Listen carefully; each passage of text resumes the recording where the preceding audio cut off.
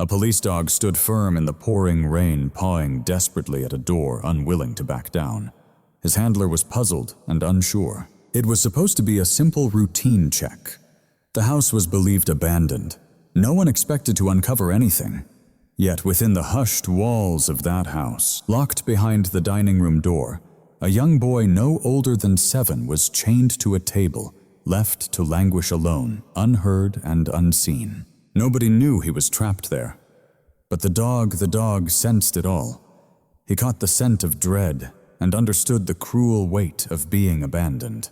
What happened next will move you deeply and restore your belief in the unbreakable bond between a man, his dog, and the child they vowed never to leave behind. But before we dive in, tell me, where are you watching from? Drop your country in the comments below. And if you believe no being human or animal should ever be left behind, smash that subscribe button, because this tale, this one just might rekindle your faith in miracles. The rain wasn't a mere storm. It was a looming menace. A cold, relentless drizzle that hung over Portland all afternoon, turning the usual Friday commute into a slow, slick crawl. This kind of wetness didn't just fall. It seeped through every crack, soaking into jacket seams, slipping past car door gaskets, and as Officer Kalen Riley often thought, dampening the very spirit of the city. He sat behind the wheel of his K9 unit SUV, the steady rhythm of the windshield wipers marking the final hours of his shift. Kalen was a man built for this life, strong, broad-shouldered, radiating a calm presence that seemed to swallow the chaos around him. In his late 30s, his short brown hair framed a face that was more steady than harsh. His eyes, a deep, watchful hazel, had long shed the naive brightness of a beginner, replaced with a steady patience forged through the battles he'd faced. His fellow officers admired his quiet strength, but only one soul truly knew the man beneath the uniform. That soul rested peacefully in the custom-fitted kennel behind him, K9 Odin. Odin was a 5-year-old German shepherd, but calling him a dog would be an injustice. He was a powerhouse weighing 85 pounds of sleek, sable, muscle-sharp intelligence and loyalty so fierce it felt almost like mind-reading. His large, alert ears could pick up the faint snap of a twig 2 blocks away, and his nose was a finely tuned instrument, decoding the world's aromas in a secret language Colin only tried to understand. While other officers had partners they'd known for years, Colin had a partner who read his thoughts before he did. At that moment, Odin was preserving his strength, breathing slow and steady. But Colin knew he was never more than a fraction of a second from full alert. The soft hiss of static filled the cab, the backdrop of their day, until suddenly the static sharpened into a clear voice. The dispatcher's tone was calm routine. K94 available for a welfare check. Laurelhurst Neighborhood 4515. Colin's grip on the wheel tightened. A 4515, a welfare check. He dreaded those calls. They were always black or white. You arrived to either an empty house or a frustrated resident, a false alarm, or you stepped through a door that could never be shut again. No middle ground ever existed. K94 is available, he replied, his voice steady, hiding everything. He powered on the laptop mounted to his dashboard, the address glowing softly inside the dim interior. The screen filled with details as he read each line aloud for himself and the dog riding silently in the back, whose breath was already growing shallow. All right, Odin, here's a 7-year-old boy, Leo Vance, who's been missing from school for 5 consecutive days, an entire week gone already. He swiped down the screen. This wasn't just some neighbor's report after hearing a scream. This was an official alert sent straight from the school principal. Principal Davies had flagged it. The stepmother, Seraphina Vance, had sent a brief email that Monday morning. It simply read, "Leo has a severe flu and will be out." That was the last anyone heard from her. Since then, nothing, no replies, no answers. 5 days, and the boy had completely vanished off the radar. Kalen's eyes drifted to the small but critical notes box at the bottom of the file that's usually where the hidden truths lived. "No prior reports from this address," he muttered under his breath. A small mercy, yet what followed gripped his heart tighter. "Father Mark Vance is active duty military, currently deployed." Kalen felt that familiar, hollow ache of respect wash over him. The next entry was the spark that ignited concern. Father married Serafina Vance 6 months ago. Deployment began 5.5 months ago. Colin's mind raced with the timeline. This wasn't simply a stepmother. She was a new bride married mere weeks before her husband shipped out, leaving her to bear the full burden of raising a 7-year-old boy she barely even knew. It was a pressure so intense it could break the strongest of spirits. Colin had witnessed this kind of quiet rupture before families that seemed flawless on the outside, but crumbled under the crushing weight no one expected them to shoulder alone. He shifted the SUV into gear windshield wipers, battling the steady drizzle. "Let's go see what's going on, buddy." He murmured, his voice low and steady. From the back seat, Odin answered with a soft, urgent woof, marking the start of their mission. The Laurelhurst neighborhood lay silent, its grand old homes dignified and set back behind meticulously kept lawns, now soaked by the rain. This was the kind of place that screamed safety, but Colin knew better that often meant secrets were just buried deeper. He pulled the car over a few houses down from the address, a modest 2-story that blended right in with its neighbors. He stepped out, the chilly air biting as he opened the rear door. In one smooth motion, Odin slipped out, alert and ready, his head held high, amber eyes scanning every shadow, ears twitching to catch any sound, sniffing the damp, heavy air. Kalen didn't need a leash, the dog stayed perfectly at his side. Quietly, they advanced up the path, Kalen's boots making no sound on the slick, rain-soaked pavement. He moved onto the porch and knocked 3 firm, deliberate raps. "Portland Police, please answer the door." He waited. Nothing stirred inside, no TV flickering, no music playing, no footsteps approaching, just the steady drip of rain from the gutters. Odin stood statuesque, his nose lifted toward a faint seam in the door, reading every molecule of air leaking out. Kalen raised his hand to knock again, harder this time.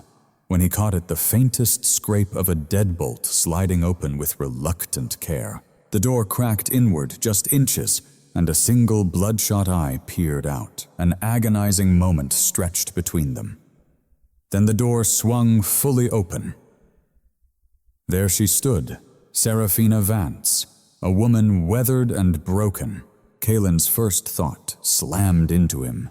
She must have been beautiful once. She was tall and painfully lean. Her delicate sculpted features and the hint of expensive blonde hair whispered of a life far removed from this one. But this woman before him was nothing but a shadow, a ghost trapped in a battered frame. Her hair was matted and tangled, pulled back from a face that looked waxy and drained of life. She had those delicate sculpted features and that rich golden hair that whispered of a life far removed from here. Yet the woman before him was a shadow of that image. Her hair was a tangled, greasy mess pulled back from a face drained of color and life. She stood in a once white silk robe, now stained the kind that might have been a wedding gift half a year ago, and her bare feet pressed against the cold, unforgiving hardwood floor. Her wide blue eyes trembled with raw fear, radiating a fragile energy that seemed to pulse. But what struck Colin first was the unmistakable scent. A harsh wave of stale, sour wine mixed with neglect, the unmistakable aroma of someone who'd surrendered hope. Colin kept his tone steady, measured and non-threatening. "Ma'am, I'm Officer Riley. This is my partner, Odin. We're here to perform a welfare check on your son, Leo Vance. His school has been unable to reach you." Serafina's response wasn't relief. It wasn't frustration or annoyance. It was sheer, unfiltered panic, her body rigid fingers clutching the doorframe, as if she could barricade herself with her own fragile form. "He's sick," she whispered, her voice sharp and tense. "He's sleeping. You can't come inside. You'll wake him." Her gaze flickered between Callan and the dog, then back again. "He's fine. I told the school he has the flu. Why are you here? Leave at once." Kalen's instincts, which had been on low alert, now screamed into overdrive. This wasn't the protectiveness of a loving mother. This was the panic of an animal backed into a corner. A normal parent might be worried, maybe irritated, but they'd try to soothe, "He's right here, see, just sleeping." But this was pure terror. This was deception. As Serafina's voice cracked with rising desperation, Odin, who had patiently stayed by Kaelin's side, took a slow step forward. No growl, no leap, just a calm, deliberate motion. He raised his head, fixing his gaze down the shadowy, narrow hallway behind Serafina, and let out a single, low, huffing bark. It wasn't a threat, not an attack. It was the trained signal Colin had only heard a handful of times before. The bark that means a human victim has been found. It was the cry that told them someone was trapped inside, desperate for help. Colin's eyes locked onto Serafina's, the fake calm vanishing from his voice now replaced by sharp, uncompromising authority. "Ma'am, I must see the boy right now." Odin's bark was the period at the end of Colin's command.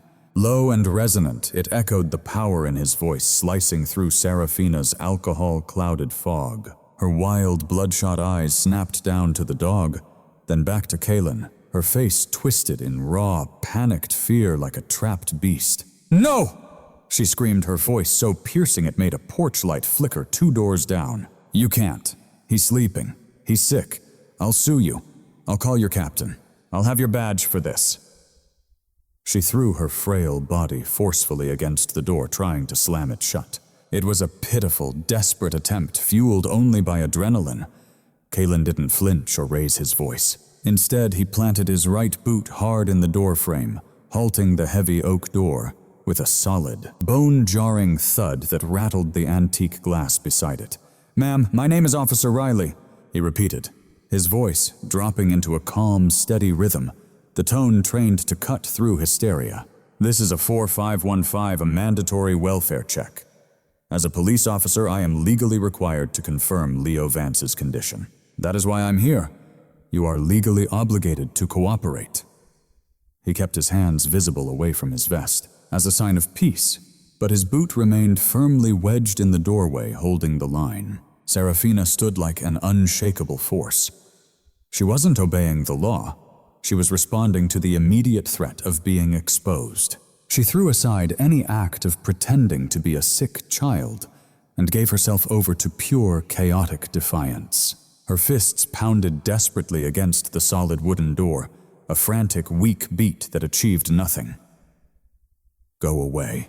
Get out of my home. He's my son. You don't have any right." Her voice cracked, unraveling into a ragged sob. But it was the sob of a gambler who'd just lost everything, not the cry of a mother filled with concern. During this noisy, pitiful outburst, Colin's training took control. He tuned out her screams, his senses sharpening, zeroing in on the dark, silent house behind her. That's when he caught it. Almost faint, a ghost of a sound beneath her shrieks and the steady, somber drumming of rain on the porch roof. Clink, clink, clink, clink!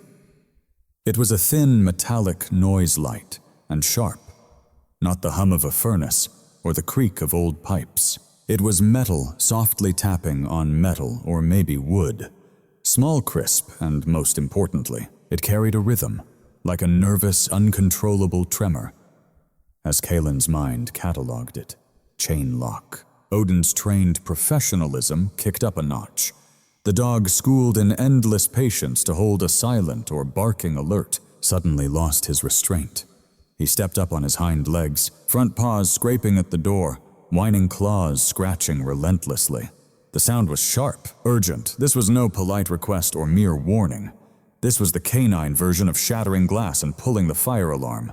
It was a desperate, frantic cry, something Kaelin had only witnessed in live test drills, where victims were buried alive, gasping for air. Odin was shouting in his own language. He's inside, and he's in danger now. Seeing the 85-pound shepherd clawing at her door, Serafina lost whatever control she had left. "Get that off! Take that beast away!" she screamed. And in one last reckless act, she lunged at the dog. Kaelin reacted instantly, not with rage, but with precise, trained reflexes. He extended his arm, blocking her path, his forearm striking firmly against her shoulder, pushing her back into the foyer. "Don't you touch my partner," he commanded, his voice shifting from calm to cold steel. It was that move, that final crossing of the threshold, that brought him the last undeniable proof. The stale, trapped air from inside the dark hallway rushed out towards him.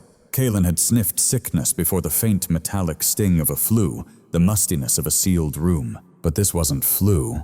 It was an overwhelming, rank stench that slammed into the back of his throat, stinging his eyes instantly. It was the sharp, biting odor of concentrated ammonia, the unmistakable sharp scent of old urine. And beneath that, something else lurked. A sour, acidic, almost sweet stench, the scent of rot, spoiled food, or maybe the foul smell of infection. The perfect storm, the frantic despair of a mother.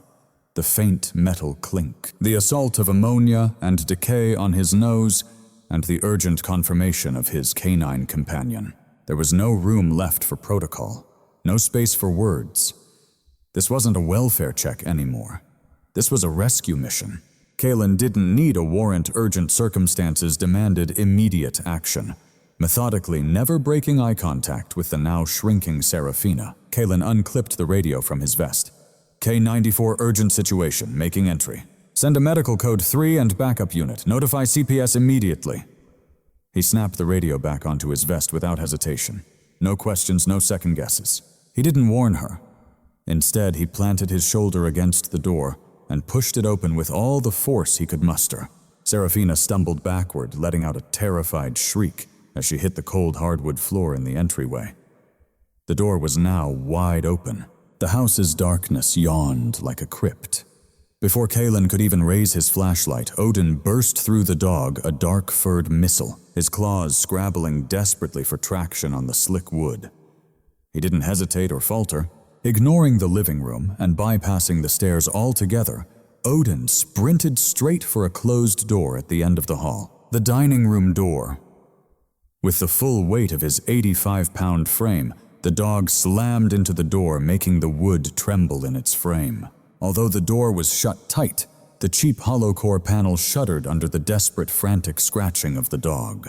Kalen was 2 steps behind, one hand gripping his flashlight, the other instinctively hovering near his radio. Serafina remained sprawled on the hallway floor, her screams fading into pitiful, drunken wails. "No, don't go in there. It's my house. It's my house," she repeated. But Kalen paid her no mind. He grabbed the doorknob. It was unlocked. He pushed the door open. The smell that had only been a warning now crashed over him like a physical assault. It was the thick, suffocating stench of a tomb. The heavy metallic bite of stale blood blended with the overwhelming ammonia of urine and the sour, gut-wrenching tang of feces and infection. It was the unmistakable smell of human agony, so intense Cullen could taste it bitterly on the back of his tongue. The room was smothered in darkness. Heavy curtains blocked out every trace of the gray Friday daylight. "Odin, stand," Cullen ordered, but the dog was lost in the moment, his training obliterated by the closeness of the victim. The German shepherd charged into the blackness. Kalen heard claws skittering, not running, then suddenly stopping just a few feet inside. A furious, staccato barking erupted, bark, bark, bark, not directed at a person, but at something else. Kalen flicked on his tactical flashlight, unleashing a sharp cone of searing white light that sliced through the darkness. It was a normal, immaculate dining room. A heavy, dark wood table dominated the center. An unlit chandelier hung overhead, while china cabinets lined the walls. It was eerily ordinary, except for Odin, who barked at the hefty pedestal leg of the dining table, whining and clawing frantically at the shadow beneath. "What's wrong?"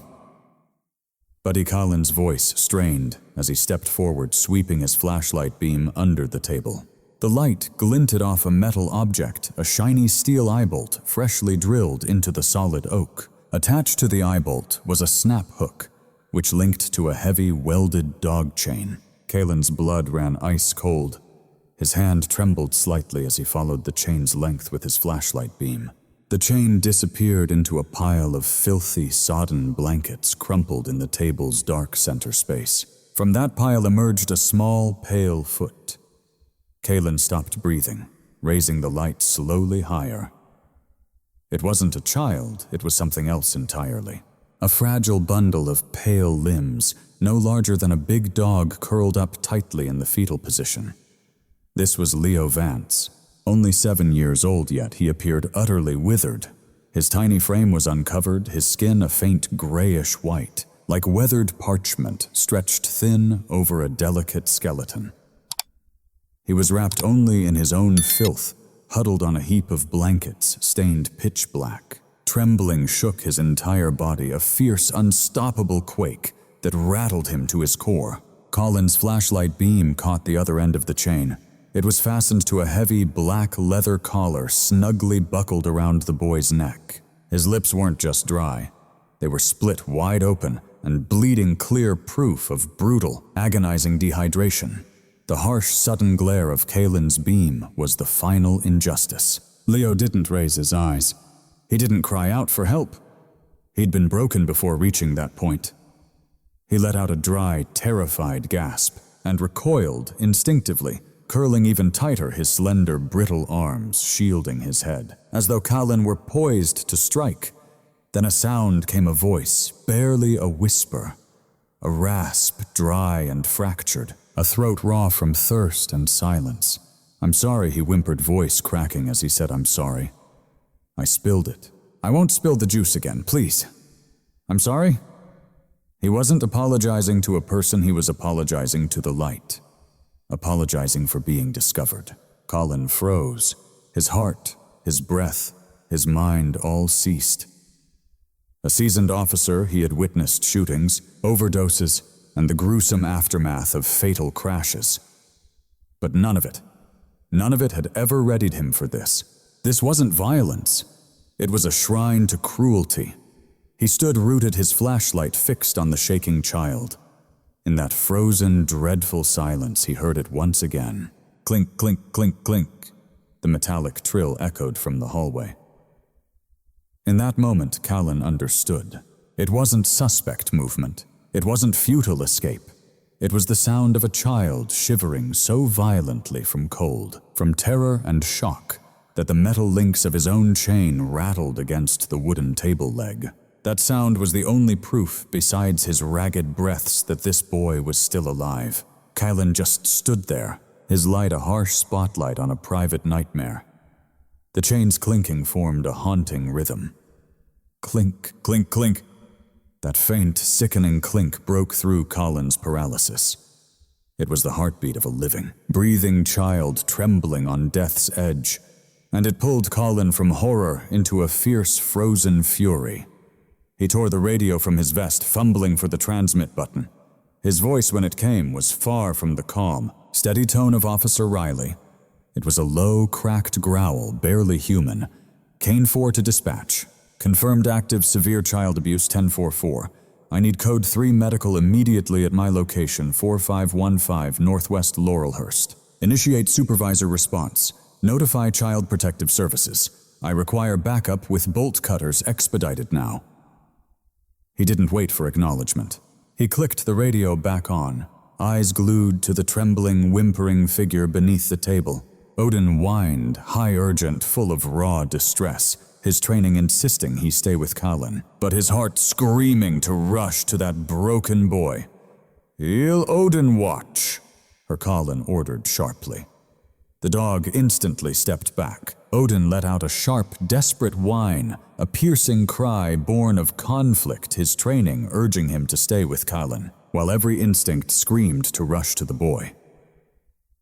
"Heel Odin, keep an eye on her," Kalen commanded, and the dog obediently stepped back, his eyes locked onto the dim hallway. Kalen stepped back from the dining room, his flashlight piercing the shadows without wavering, and moved steadily toward Serafina. She lay crumpled on the hardwood floor, a fragile heap of silk and despair, quietly sobbing. "You had no right. This is my home." He said nothing. Grabbing her arm with a grip like iron, he hauled her upright. She was fragile like a doll, limp and fragile as a ghost. "Stand up. Put your hands behind your back." She was too drunk or too stunned to fight back. He slammed her against the cold wall in one swift, merciless motion, then snapped the cold steel cuffs around her wrists. The relentless clinking of the handcuffs pierced the tight silence of the narrow hallway. He locked her in place and pushed her gently back down to rest against the wall. At last she was silent, thankfully mute, her mouth slack in drunken, stunned disbelief. He turned away from her. His focus snapped to the boy. Back into the dining room he went, greeted once more by that pungent stench, even worse now. Odin Heel. He yearned for the dog's steady presence.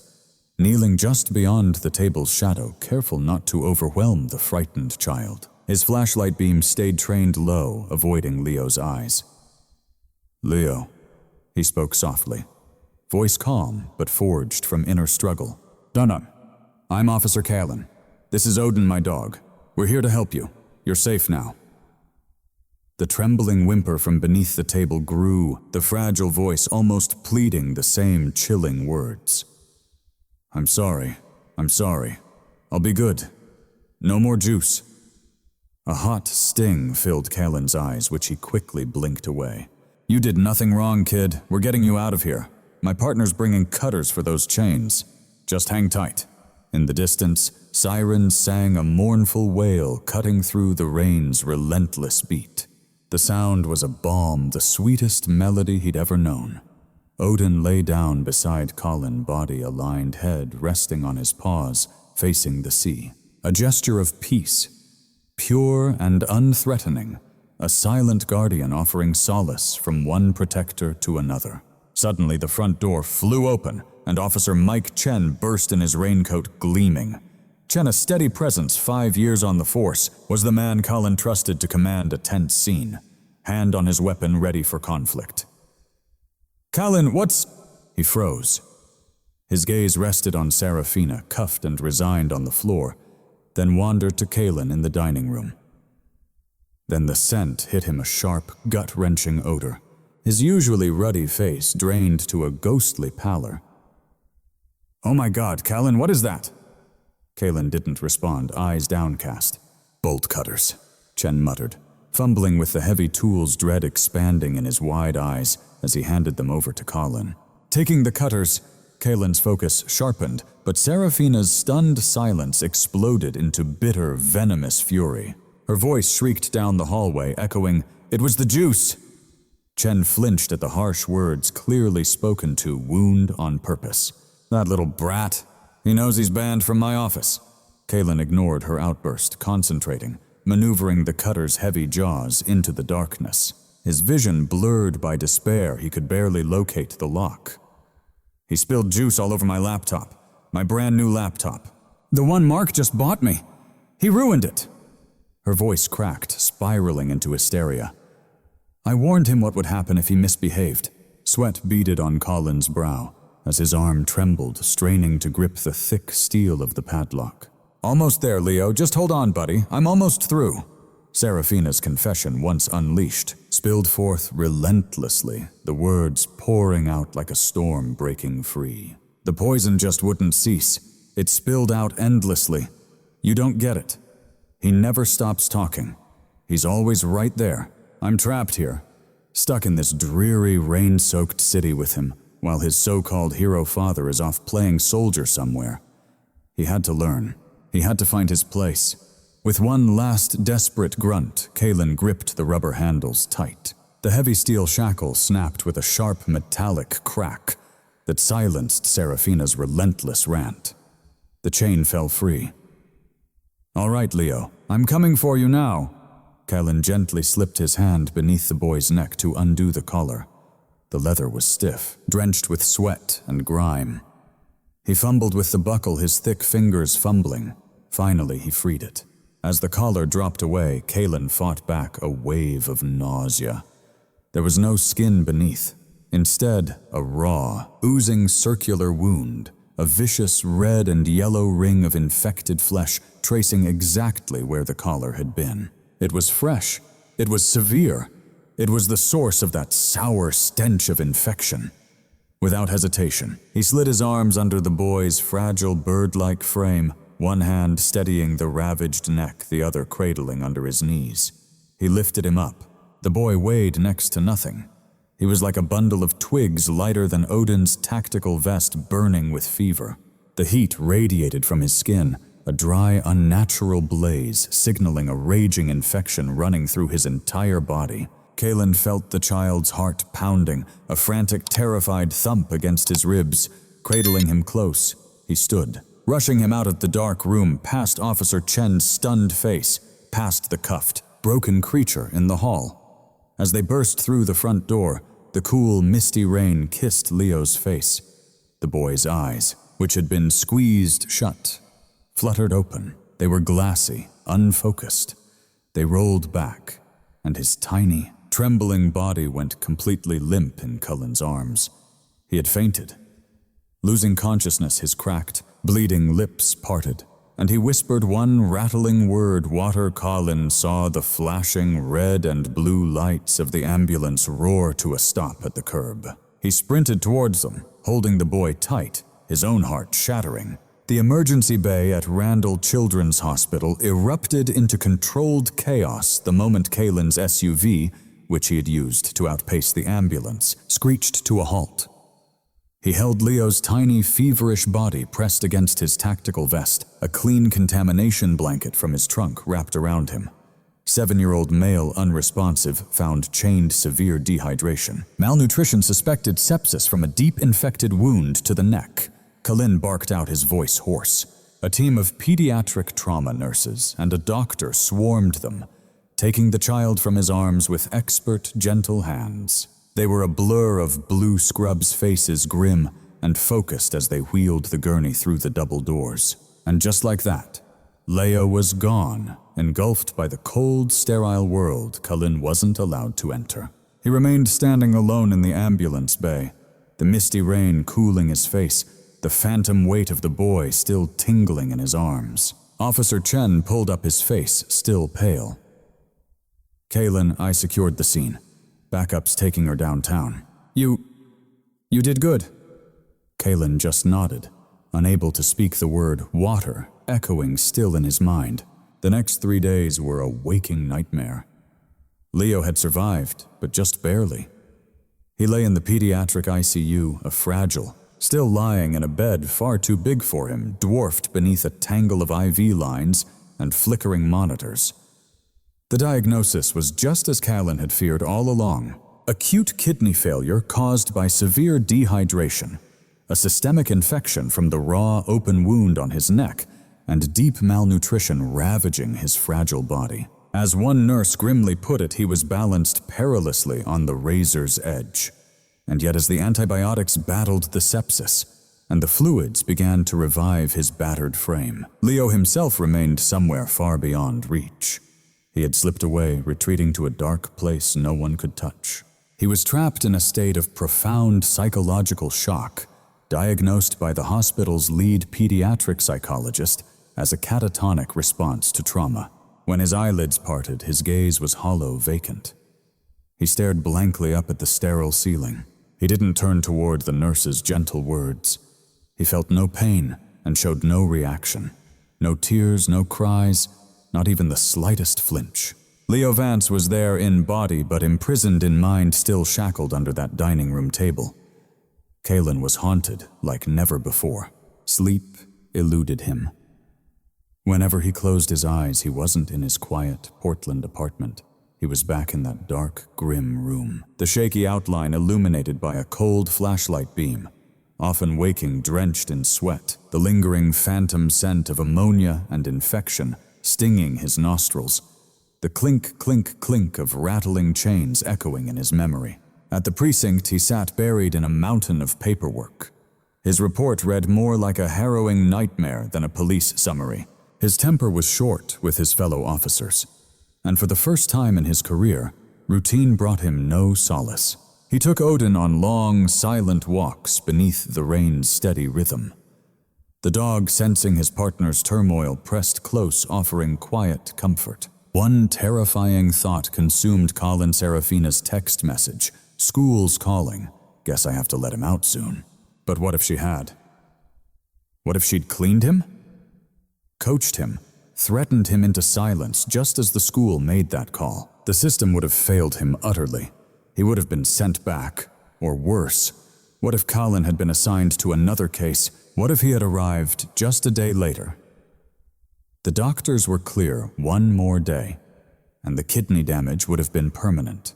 One more day and sepsis would have taken his life. The crushing weight of that single day, that agonizing hour, pressed down on Colin like a suffocating storm. He had saved a life, yet felt as though he'd merely witnessed a death.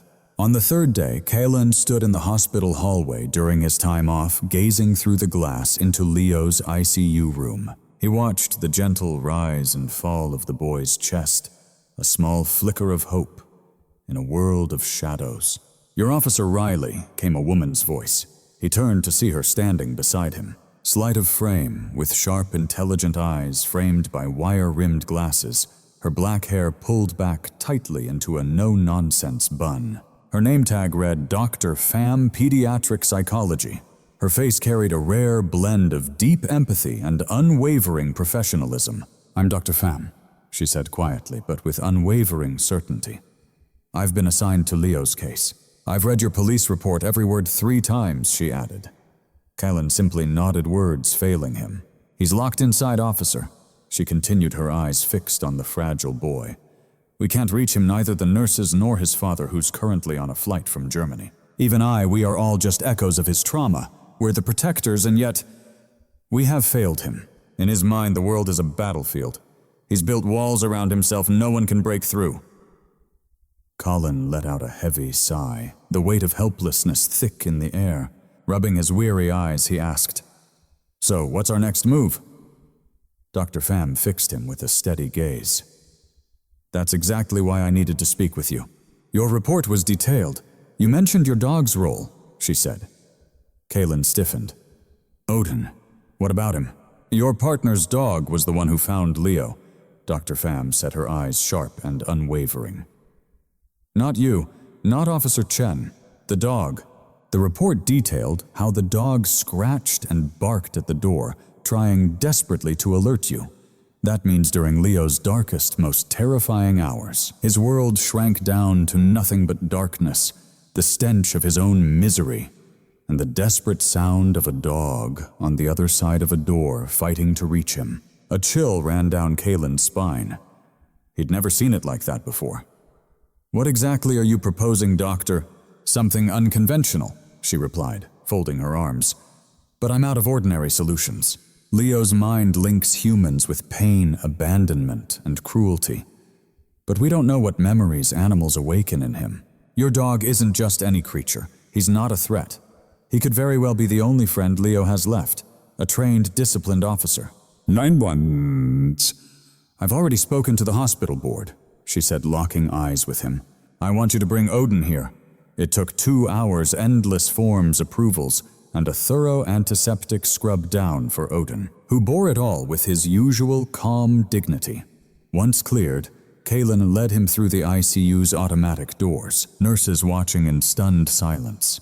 Odin was in work mode, ears soft, tail low movements, slow and purposeful. This wasn't a pet. This was a professional on a mission. Kalin pushed open Leo's room door. The steady beep of the heart monitor filled the air. Leo lay on his back, eyes staring blankly up at the ceiling tiles, not blinking, as Kalin and the imposing dog stepped inside. "All right, buddy," Kalin whispered, unclipping Odin's leash. "Go say hi." Odin didn't bark or whimper. He moved quietly across the linoleum floor, his paws silent. He stopped beside the bed, his head level with Leo's thin, pale arm resting on the crisp white sheets. He sniffed the tiny hand wrapped in IV tape. Standing still for a long, silent moment, his presence warm and tender. Then softly he nudged his cold, wet nose under the boy's lifeless fingers. Nothing. He tried again, a gentle yet persistent nudge. Finally, he laid his noble head next to the boy's hand on the mattress and exhaled a long, comforting sigh, breathing softly onto Leo's skin. Kalin held his breath. Dr. Pham watched from the doorway. The heart monitor's steady beep continued, and then it shifted. Beep, beep, beep. A slight rise. Kalin's eyes darted to the boy's still face, then to his hand. Those small fingers, once limp and still twitched once, twice. Then slowly, with agonizing effort, they curled. They sank weakly but purposefully into the thick sable fur on Odin's neck. They grasped hold. It was faint, barely a squeeze, but it was Leo's first conscious movement in 3 days. Colin exhaled a breath he hadn't known he was holding, tears stinging his eyes for the first time since that fateful day. That faint curling of fingers in Odin's fur was a lifeline, the first sign that Leo was still fighting inside. A surge of fierce determination coursed through Kalin. He stood watch-heart pounding for another long minute. His heart pounded fiercely as Dr. Pham scribbled notes in hushed silence, her eyes deep with a clinical, intense focus. "This is the very first time he's reached out to anything alive," she murmured, her voice barely rising above the steady hum of the hospital. "Don't move." Odin didn't budge. He stood utterly still like a steadfast statue, a living, breathing monument, willingly accepting the gentle grasp of those small hands. But for Colin, seeing that was more than relief. It was a summons to act. Saving Leo was just the beginning. The second, more daunting task was to bring Serafina's reign to an end. With the cold certainty of a seasoned pro, he knew the defense would try to frame her as a woman broken by stress. A new wife pushed too far. He'd witnessed that story play out countless times. But the fragile grip in Odin's fur cried out for justice, not excuses. He needed proof to shift perception from a moment of madness to calculated intent. He looked to Dr. Pham. "Keep him here," he said quietly. "As long as you can hold him, I'll return soon." He gave Odin a soft command, "Stay, watch," and the dog, sensing the weight of it all, rested his head gently on the hospital bed, embracing his new duty. Kalin turned and stepped out of the ICU, his purpose evolving from savior to relentless seeker of justice. The drive to the precinct blurred into a storm of righteous fury. Skipping the locker room, he headed straight to the detective bureau, a vast windowless chamber steeped in stale coffee and printer toner. He was searching for one person. Detective Eleanor L. Quinn sat at her desk, which was, as always, a chaotic island in a sea of departmental disorder. Quinn led the Crimes Against Children unit, a role that had long stripped away any softness. In her late 40s, she bore sharp, piercing eyes that seemed to have catalogued every human flaw. Her rumpled gray blazer hung loosely, and her dark hair was pinned back with a no-nonsense, severe barrette. She didn't glance up as Callan approached, fully absorbed by this glow of her computer screen. "You smell like the hospital," she remarked, her voice rough and dry. "How's the kid?" "He's alive," Colin answered, sinking into the chair opposite her. "Just barely." "What do you have, El?"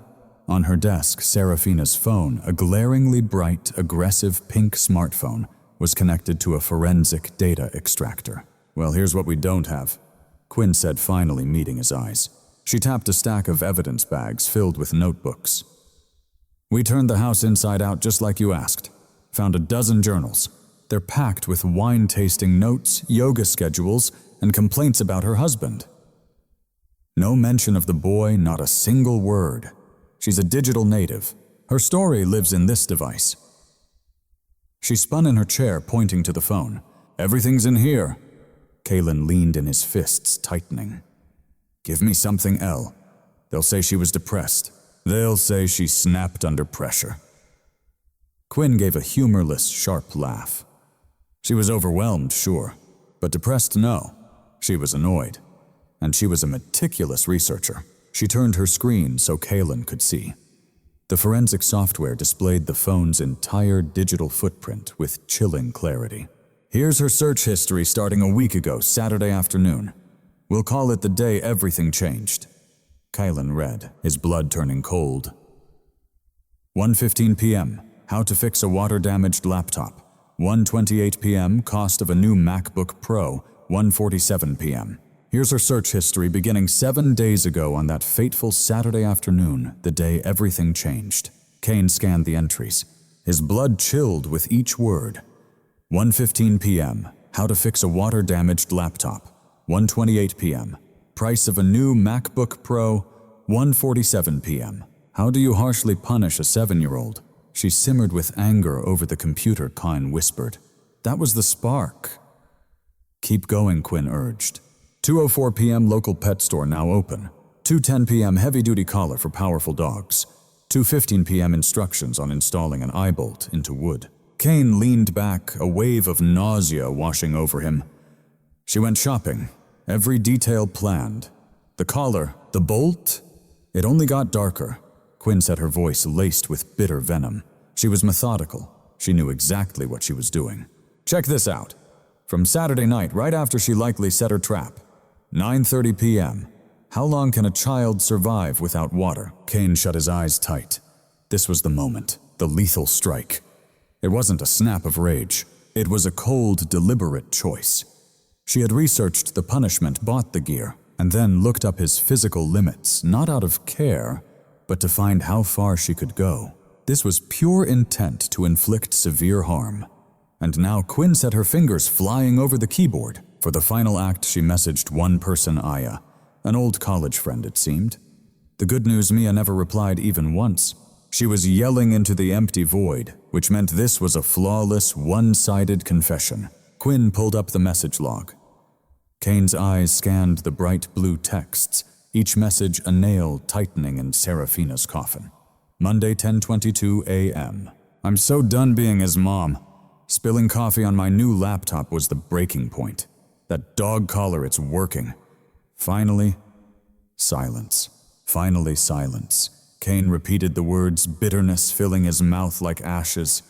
He pictured Leo's hollow stare, the boy's catatonic stillness.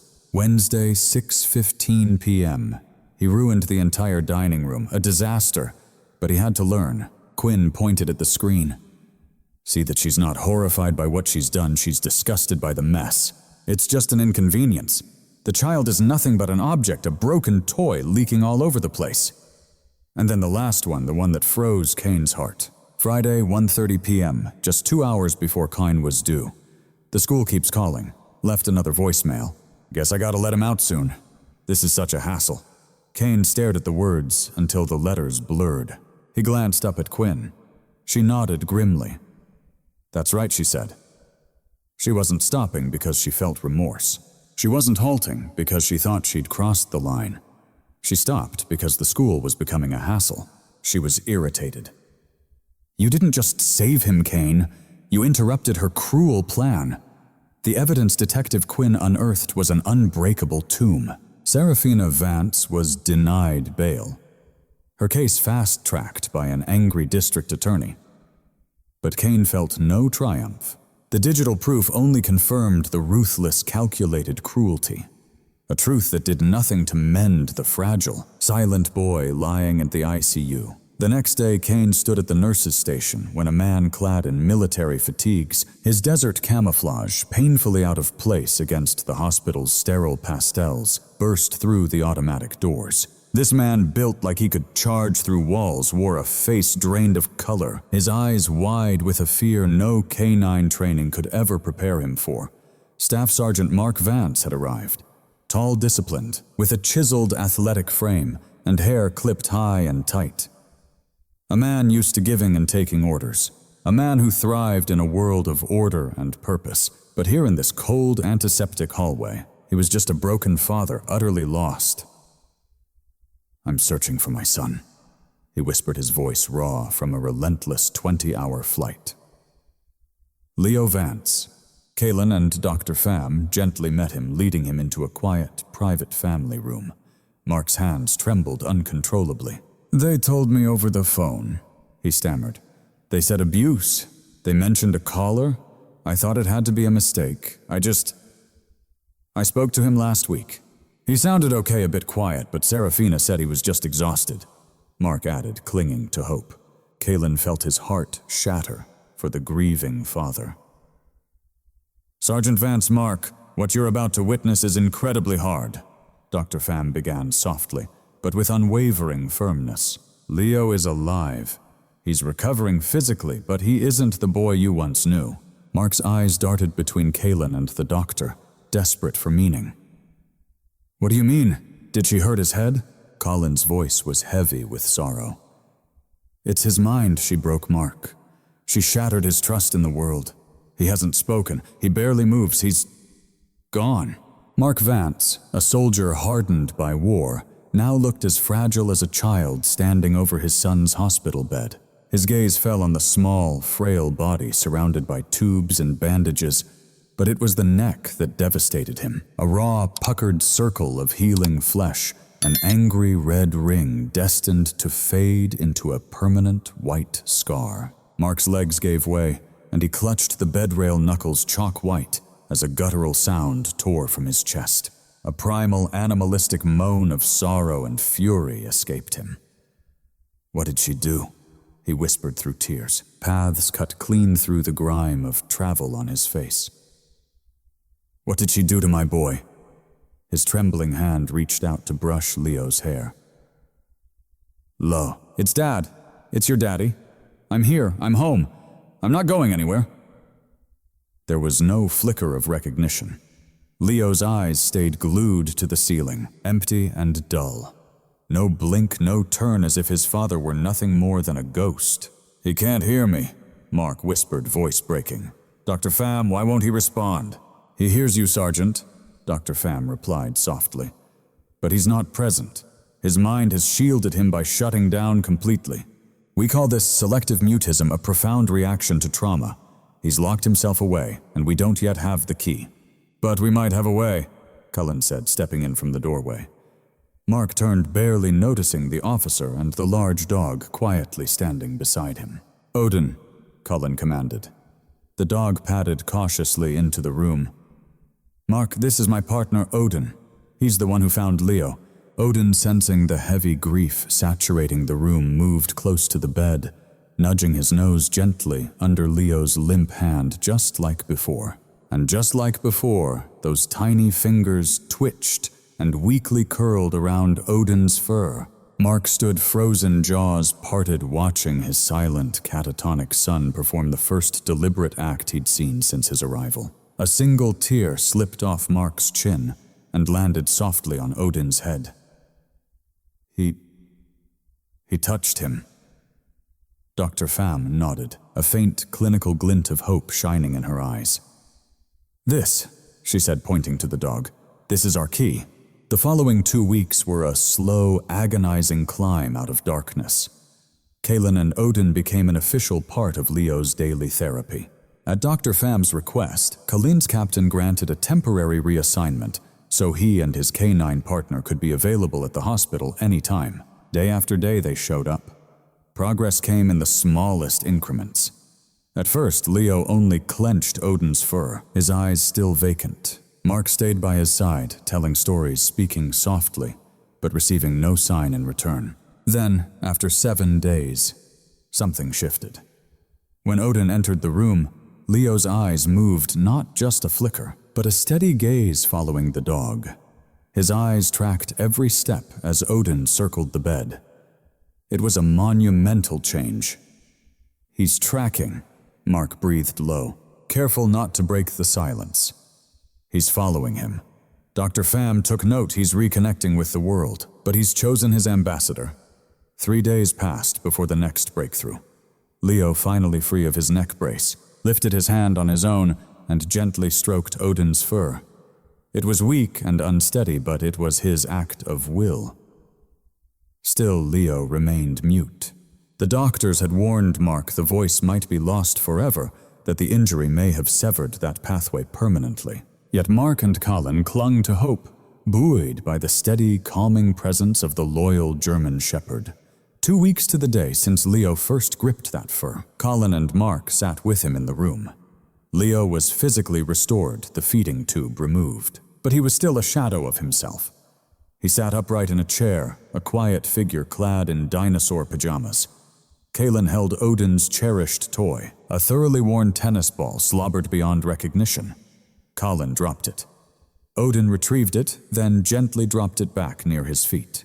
A simple, repetitive game to keep the dog engaged. Mark tried once again, as he always did, to make a connection. Leo, he said quietly, the doctor says maybe today we can go outside. Would you want that? Silence hung heavy. Leo's eyes remained fixed on Odin. The dog, filled with pure, innocent joy, nudged Colin for the ball. Colin tossed it. Odin caught it, trotted over, and in the moment of pure instinct, dropped the dripping, slobbery ball onto Leo's lap. Mark recoiled. "Odin, no, that's gross!"